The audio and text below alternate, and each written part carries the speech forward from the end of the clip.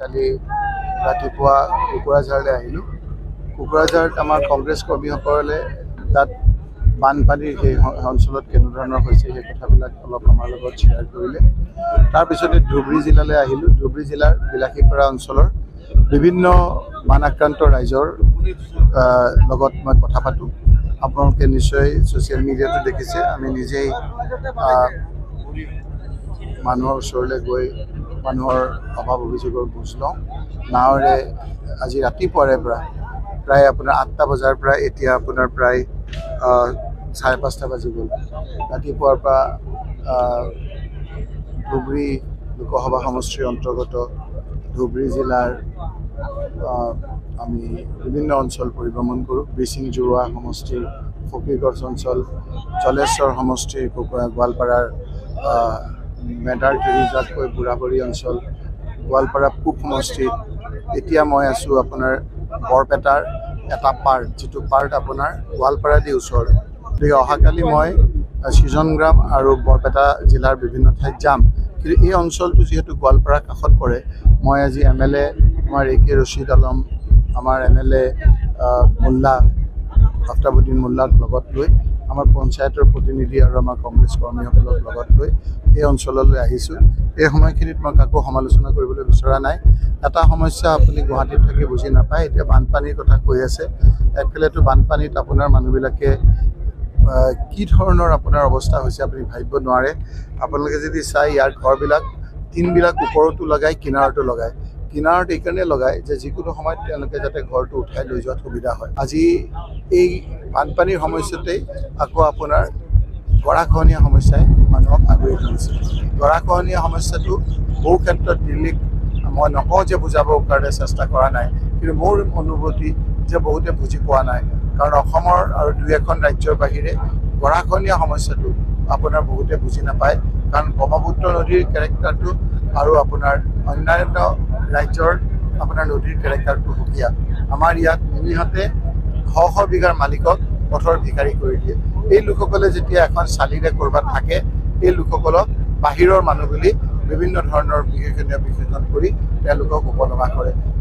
আপোনাৰ ইমিডিয়েট মানুহখিনি সকাহ হিচাপে আমাৰ পশু খাদ্য, কথা ক'ব নোৱাৰা পশু খাদ্য, আমাৰ মানুহৰ খাদ্য, আৰু যাতে বেমাৰ আজাৰ হ'ব নোৱাৰে স্বাস্থ্য বিভাগৰ দ্বাৰা ব্লিচিং পাউডাৰ, PHC বিভাগৰ দ্বাৰা আপোনাৰ পানীৰ যাতে বেমাৰ নহয়, পানী যাতে শুদ্ধ পানী খাবৰ কাৰণে তাৰ কাৰণে ব্যৱস্থা, তাৰপিছতে শৌচ পেচাবৰ ব্যৱস্থা, এইখিনি যাতে ভালকৈ হয় তাৰ কাৰণে মই চৰকাৰক অনুৰোধ কৰিছোঁ। আৰু ময়ো এই মানুহখিনিৰ দুখত সমাৱেগী হয় এইখিনি লোকৰ ওচৰলৈ আহিছোঁ। আহি ৰাইজৰ অভাৱ অভিযোগৰ বুজ লৈছোঁ। আৰু ময়ো ভাবিছোঁ যে কেইটামান দিনেই হৈছে মই MP হোৱা, এই কথাবিলাক মই উপযুক্ত স্থানত উপস্থাপন কৰাটো মোৰো এটা দায়িত্ব। সংসদৰ ভিতৰতে হওক, সংসদৰ বাহিৰতে হওক, এই কথাখিনি মই উপস্থাপন কৰি এই কথাখিনি যদি এটা জোৰা মাৰিব নোৱাৰি, তেতিয়াহ'লে আপোনাৰ সামগ্ৰিকভাৱে ৰাজ্যখনৰ উন্নতিৰ ক্ষেত্ৰত যথেষ্ট ব্যাঘাত হ'ব বুলি মই ভাবিছোঁ। এনিভাৰত 24ৰ প্ৰথম প্ৰয়াস, জুবিন গাৰ্গৰ গীতৰ প্ৰতিযোগিতা। জুবিনৰ গানে কি আনে?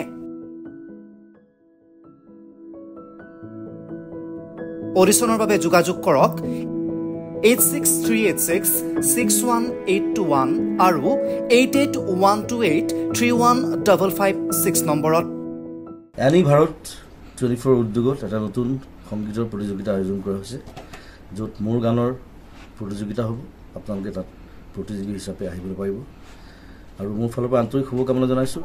আৰু অনুষ্ঠানটোৰ নাম হৈছে গানে কি আনে।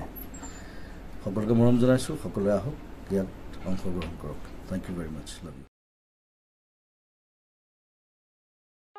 ৰব, আপুনি যে এটা অপৰাধ কৰিবলৈ গৈ আছে, আপুনি জানেনে? এই নাবালিকা গৰাকীক এতিয়াই বিয়াত বহোৱাটো যে এটা অপৰাধ, আপুনি জানেনে? অপৰাধ কেনেকৈ? মোৰ ছোৱালী, মোৰ কথা। তুমি যিয়েই নোকোৱা ভূঞা, 18 বছৰৰ তলৰ যিকোনো কন্যা সন্তানৰ বিয়া দিলেই আইনগতভাৱে এক দণ্ডনীয় অপৰাধ। বিয়া দিয়াজন যিমান দায়ী, বিয়া পতাজনো সমানে দায়ী। এতিয়া তাই পঢ়া শুনা কৰাৰ বয়স, খেলা ধূলা কৰাৰ বয়স। তাইক খেলিবলৈ দিয়ক, পঢ়িবলৈ দিয়ক, আৰু চাব এদিন আপুনি তাইক লৈ গৌৰৱ অনুভৱ কৰিব পাৰিব। এতিয়াই তাইক সংসাৰৰ বোজা দি তাইৰ ভৱিষ্যত জীৱনটো অন্ধকাৰ কৰাৰ অধিকাৰ তোমাৰ জানো আছে? মোৰ ভুল হৈ গ'ল মাজনী, মোক ক্ষমা কৰিবা। শিক্ষা ল'ৰা ছোৱালী উভয়ৰে প্ৰাপ্য আৰু অধিকাৰ আপোনাৰ কন্যা সন্তানক তাইৰ এই প্ৰাপ্যৰ পৰা বঞ্চিত নকৰাব বাল্য বিবাহ ভাৰতীয় আইনৰ দ্বাৰা বিহিত এক দণ্ডনীয় অপৰাধ এনে অপৰাধ কৰি আপোনাৰ কন্যা সন্তানৰ ভৱিষ্যত অন্ধকাৰৰ মাজলৈ ঠেলি নিদিব